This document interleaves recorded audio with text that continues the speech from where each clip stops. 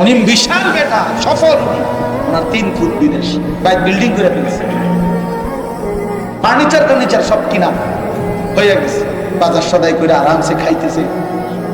মাশাআল্লাহ, মানে চাচার ফুর্তি।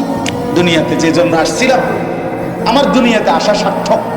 আসছিলাম 3টা ফুট বিদেশ পাঠাইতাম, আল্লাহ রহমতে 10 জনের দোয়ায় ফুট বিদেশ পাঠাইছি, মেয়েগুলারে বিয়া দিছি, বাইক বিল্ডিং করছি।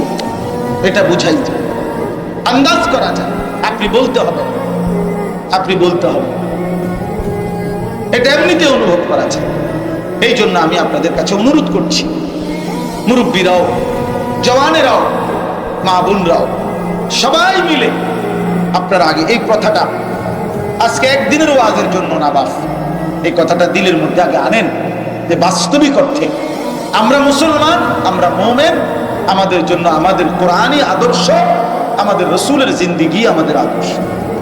এর মধ্যেই আমাদের সৌন্দর্য, এর মধ্যেই আমাদের সফলতা, এর মধ্যেই আমাদের কামিয়াব। দুনিয়ার সৌন্দর্য এখানে, আখিরাতের সৌন্দর্য এখানে। আমাদের প্রিয় নবী সাল্লাল্লাহু আলাইহি ওয়াসাল্লাম, মনে করেন আমরা যদি তাকে অনুসরণ করি, তাহলে এর চাইতে সুন্দর সাজগোজ, চলন বলন, চেহারা, আচরণ, উচ্চারণ, সকল কিছু খোদার কসম পৃথিবীর আর কোনো ব্যক্তি, গোষ্ঠী, কারো কাছে প্রিয় নবী সাল্লাল্লাহু আলাইহি সাল্লামের চাইতে উত্তম সৌন্দর্য দুনিয়ার বিভিন্ন সকল বিষয়েও নবীজির চাইতে সৌন্দর্যময় আর কারো মধ্যে ছিল না, কিয়ামত পর্যন্ত আসবে। তিনি সবচেয়ে সুন্দর। তিনি হাসলেও সুন্দর, তিনি কাঁদলেও সুন্দর, তিনি হাঁটলেও সুন্দর, তিনি বসলেও সুন্দর, তিনি কথা বললেও সুন্দর, তিনি চুপ থাকলেও সুন্দর। সাহাবায়ে কেরাম অপলোক না মনে তাকিয়ে তাকিয়ে নবীজির চেহারা মুবারকের সৌন্দর্য দেখতেন। নবীজির একজন মহিলা সাহাবী হযরত উম্মে সুলাইম, আনাস রাদিয়াল্লাহু তাআলা আনহুর মা উম্মে সুলাইম রাদিয়াল্লাহু তাআলা আনহা, উনি একদিন পূর্ণিমার চাঁদের রাতে ওনার বাড়ির উঠানে নবীজি দাঁড়িয়ে আছেন। এই অবস্থায় পূর্ণিমার চাঁদ একবার নবীজি সাল্লাল্লাহু আলাইহি সাল্লামের চেহারা মুবারক একবার দেখতেছিলেন, একবার উপরে একবার নিচে। আল্লাহ নবী সাল্লাল্লাহু আলাইহি ওয়াসাল্লাম বললেন, উম্মে সুলাইম, তুমি কি দেখছো? তখন তিনি বললেন, ইয়া রাসূলুল্লাহ, আল্লাহর কসম, আমি দেখছিলাম পূর্ণিমার ওই চাঁদ বেশি সুন্দর নাকি আপনার চেহারা মুবারক বেশি সুন্দর? ফাওয়াল্লাহি লা আনতা আহসানু ইলাইয়া মিনাল কামার। আল্লাহর কসম, আমি সিদ্ধান্ত দিলাম আপনি আমার কাছে আকাশের ওই পূর্ণিমার চাঁদের চাইতেও অনেক বেশি সুন্দর, অনেক বেশি সুন্দর। আপনিও সুন্দর, আপনি অনেক সুন্দর। এক সাহাবীকে জিজ্ঞেস করছি, আপনি বলেন তো নবীজি কেমন ছিলেন? তিনি বললেন, আমি বলল, শোনো, নবীজি ছিলেন এমন যাকে একবার দেখলে আবার দেখতে মন চায়, দ্বিতীয়বার দেখলে প্রথমবারের চাইতে আরো সুন্দর মনে হয়। যত তারে দেখি, যত তারে দেখতাম, ততই প্রতিবার আগের বারের চাইতে আরো বেশি সুন্দর, নতুন নতুন মনে হতো। আরেক সাহাবীকে বলছে, আপনি বলেন নবীজি কেমন ছিলেন? ওই সাহাবী বলছেন কাসিমুল ওয়াজহ।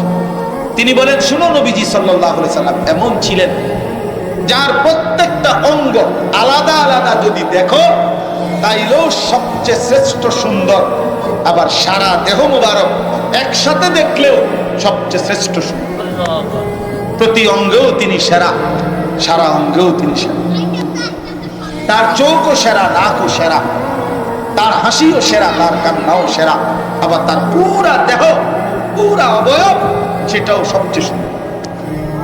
এইভাবে বহু হাদিস আছে। নবী সাল্লাল্লাহু আলাইহি সাল্লামের এক এক সাহাবী নবীজির এমন বর্ণনা দিয়েছেন, পাগল করা বর্ণনা, কলিজা ছিঁড়া বর্ণনা। হযরত হাসান ইবনে সাবিত রাদিয়াল্লাহু তাআলা আনহু, তিনি একদিন মিম্বরের মধ্যে দাঁড়িয়ে নবীজির সামনে, নবীজি সাল্লাল্লাহু আলাইহি সাল্লাম উপস্থিত, এই অবস্থায় নবীজির দিকে তাকিয়ে কবিতার আকারে বলছেন, ওয়া আহসানু মিনকা লাম তারা কাত্তু আইনি। হে নবী, আপনার চাইতে সুন্দর আমার এই দুই নয়নে আমি আর কাউকে দেখি না। এরপরে বললেন, কেন দেখি নাই জানেন? ওয়া আজমালু মিনকা লাম তালিদিন নিসাউ কারণ আপনার চাইতে সুন্দর কোন মা কোন বাচ্চাই কোনো দিন প্রসব করে, এমন সুন্দর কোন বাচ্চাই এই জমিনে আর মায়ের পেট থেকে প্রসব হয়। খুলিকতা মুবাররাআম মিন কুল্লি আইব, আপনাকে আল্লাহ তাআলা সমস্ত ত্রুটি থেকে পবিত্র করেই বানিয়েছেন।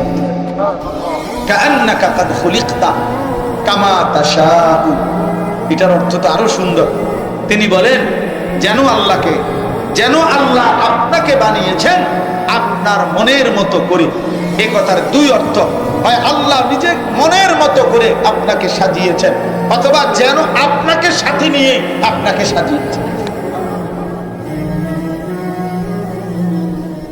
এত সুন্দর ছিল। এরকম কত বলবো।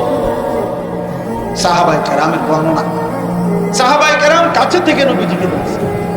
আমরা হাদিসে পড়ছি বাবা, নবীজি সাল্লাল্লাহু আলাইহি সাল্লামের চুল দাড়ি পাকছে, সাহাবীরা এইটা পর্যন্ত গুনে রাখছে যে নবীজি সাল্লাল্লাহু আলাইহি সাল্লামের ইন্তেকাল পর্যন্ত সর্বমোট 20টা চুল দাড়ি, 20টা গুনা পাকছে, সাদা হইছে। মানে কি নজর সাহাবীদের যে কয়টা চুল পাকছে। মুহাম্মদে আরবির সাহাবীরা এটা পর্যন্ত প্রিয়তমের গুনে রাখছে। এত নজর দিতেন, এত এভাবে তাকায় থাকতেন, এভাবে তাকায় থাকতেন। এক এক বিন্দু এক এক নড়াচড়া সাহাবায়ে কেরাম জান দিয়ে অনুসরণ করতেন। আমরা হাদিসে পড়ছি হযরত আব্দুল্লাহ ইবনে আব্বাস ওমর রাদিয়াল্লাহু তাআলা আনহুমা, তিনি মদিনা থেকে মক্কার উদ্দেশ্যে প্রতি বছর নবীজির ইন্তেকালের পরেও যখন হজে যাইতেন, হজ করার জন্য, তো নবীজি সাল্লাল্লাহু আলাইহি সাল্লাম যে বছর মদিনা থেকে হজ করতে গেছিলেন মক্কায় নবীজির জীবনে, তখন উনি সাথে ছিলেন। তো উনি ওই বছর নবীজিকে দেখছে মদিনা থেকে মক্কায় হজ পর্যন্ত। নবীজি পথে কোথায় কোথায় থামছেন, ওযু ইস্তেনজা করছেন, অপেক্ষা করছেন। কিতাবে আমরা নিজে পড়ছি এই সাহাবী আব্দুল্লাহ ইবনে ওমর মৃত্যু পর্যন্ত পরবর্তীতে যতবার হজ করছেন ততবারই নবীজি যে জায়গার মধ্যে থামতেন, ওইখানে প্রয়োজন না থাকলেও, ইস্তেনজার জরুরত না হলেও তিনি অপেক্ষা করতেন। ওই রকম ভাবে কিছুক্ষণ অপেক্ষা করে এইভাবে থাইমা নবীজির অনুসরণ করতে মক্কায় হজ করার জন্য। এই ছিল সাহাবীদের অনুসরণ। ভাইয়া কথা বললেন না ভাই, মোবাইলটা নিয়ে একটা মিনিট মোবাইলটা নামায় রাখেন, আপনাদের হাতের মোবাইল এমনি শুনেন দোস্ত, শুধু ওয়াজ না। ভাইয়া আমি বারবার বলি ভাই, বয়ান তো আলহামদুলিল্লাহ প্রতিদিন হচ্ছে। দোস্ত আমার, প্রতিটা মাহফিলের ইন্তেজামের মধ্যে কষ্ট আছে রে ভাই। একটা করে টাকা উঠায়, দুইটা টাকা উঠায়, পাঁচটা টাকা দেয়, কেউ 10টা টাকা দেয়, কেউ প্রত্যাখ্যানও করে। আচ্ছা পরে আইয়েন, ঘুরে আইয়েন, অন্যায়। আচ্ছা দিমু তো, আমি কি জায়গা নি? ঠিক কিনা বলেন না? কত জাতের, কত রঙের, কত সময় লজ্জা পাইতে হয়, শরমত পাইতে হয়। এত কষ্টের আয়োজন, অনেক ঘাম, অনেক মেহনত, অনেক পেরেশানি, অনেক ফিকির, অনেক কিছু মিলাইলে একটা মাহফিল, অনেক কিছু। এর মাকসাদ তো বাপ কলিজার মধ্যে একটু অনুভূতি জাগা। শুধুই কিছু মস্কারি করলাম, ঠাট্টা করলাম, কিছুক্ষণ তামসা করলাম, হই হুল্লোড় করলাম, বুট বাদাম খাইলাম, মোবাইলে কয়টা ছবি উঠাইলাম, টাংফাং করলাম, শেষ 2 লাখ টাকা। মনে করেন কিন্তু এই 2 লাখ টাকা তো এক মুঠের 2 লাখ টাকা না, কতশো মানুষের টাকা এটা ছিল। ওই মানুষগুলো তো আল্লাহর কথা, আখিরাতের কথার জন্য দিছিল। এই জন্য আমি সব সময় এটাকে খুব আমানত মনে করি, খুব ভাবি। এক একটা মাহফিলের পিছনে অসংখ্য মানুষের অনুদান, আন্তরিকতা, ভালোবাসা এটার মধ্যে আছে। এই জন্য এটারে খামখেয়ালি মনে করি, বুঝতে শিখেন। একটা মাথা আমি সবসময় বলি ভাইয়া, ছেলেদেরকে বলি, যুবক ভাই আপনাদেরকেও, চোখ বন্ধ করলেই ঝড় থামে না দোস্ত আমার। মানে আপনি যদি বলেন আমি চোখ বন্ধ রাখছি, আমি তুফান দেখছি না, ঝড় দেখি নাই আমি, তাই বলে ঝড় থামবে না। তার মানে আপনি মাথা নোয়া ফেললেই, আপনি যদি বলেন আমি খেয়াল করলাম না আর কি, হুজুরের কথা পাত্তা দিলাম না আর কি, ওলামায়ে কেরামের কথা গুরুত্ব দিলাম না আর কি, খোদার কসম বন্ধু, এই কারণে আখিরাতের বিচার, কবরের শাস্তি বন্ধ হবে না। হ্যাঁ, চালাক মনে করেন না নিজেরে, চালাক মনে করেন। মুরব্বীদেরকেও বলি, জওয়ানদেরকেও বলি, চালাক মনে করেন না কেউ। বাদ দুগা ঠিক মতো খাইতে হলে নিজেরে বুদ্ধিমান বানাবেন। হ্যাঁ, 3 ফুট বিদেশ, আর কি তা আপনারা সমস্যা কি? সাধুয়ানে গপ মারে, বিড়ি খায়, বন দিয়া চা দিয়া ভিজাইয়া খায়, বা কফ কি এক একজন কফের ছুটে দোহানের বাকি মানুষ কাফে।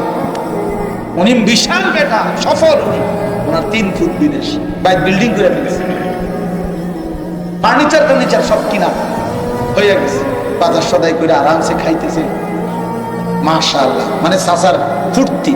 দুনিয়াতে যে জন্য আসছিলাম, আমার দুনিয়াতে আসা সার্থক। আসছিলাম 3টা ফুট বিদেশ পাঠাইতাম, আল্লাহ রহমতে 10 জনের দোয়ায় ফুট বিদেশ পাঠাইছি, মেয়েগুলোকে বিয়া দিছি, বাইক বিল্ডিং করছি।